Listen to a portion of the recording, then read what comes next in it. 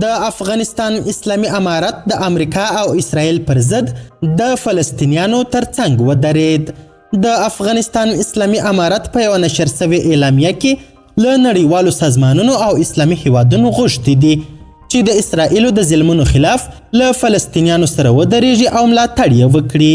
دا چې اسلامي امارت نور څه ویلي، د فلسطین او اسرائیلو ترمنځ څه پېښ سوي دي، بشپړ حال را سره همدغه روانه ویډیو کې کتلی سئ. سلامونه قدرمنو لیدونکو، مشال پریس یوټیوب چینل ته مو هرکلی کوم.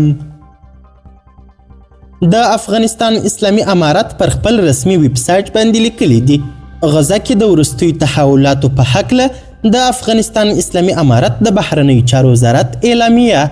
د افغانستان اسلامي امارت د بهرنیو چارو وزارت د غزې تړانګه کې وروستیو پیښې له نږدې څاري او د دغسې پیښو رامنځته کېدو سبب د صهیونیستي اسرائیلو لخوا د فلسطیني مظلوم ولس د حقونو تر پښو لاندې کول او د مسلمانانو د مقدسو اماکنو په مکرر ډول اهانت او بې احترامي ګڼل کیږي.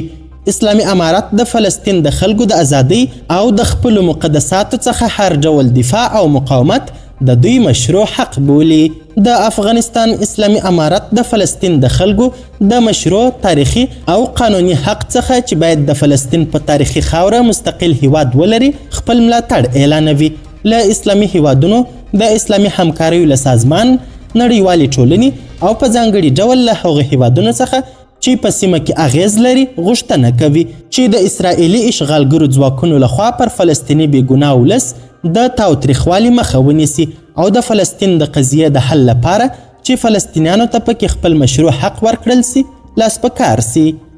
اسلامي امارت دغه اعلامیه په داسې حال کې خپروي چې د حماس بریدونو کې 300 اسرائیلیان او د اسرائیلو ځوابي بریدونو کې 250 فلسطینیان په شهادت رسیدلی دي.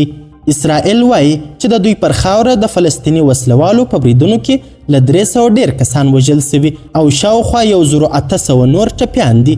د حماس غورځنګ وسلوالو شنبه سهار وختي له غزې تراړې یو ناڅاپه پر اسرائیلو د توغندیو بریدونه وکړل او هم مهاله لسګونه وسلوال د اسرائیلو سویلي سیمو ته ننوتل.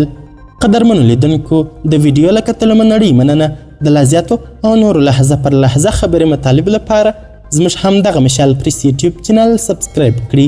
تر بیا او بلې ویډیو ښه وخت ښې چارې. د الله په امان.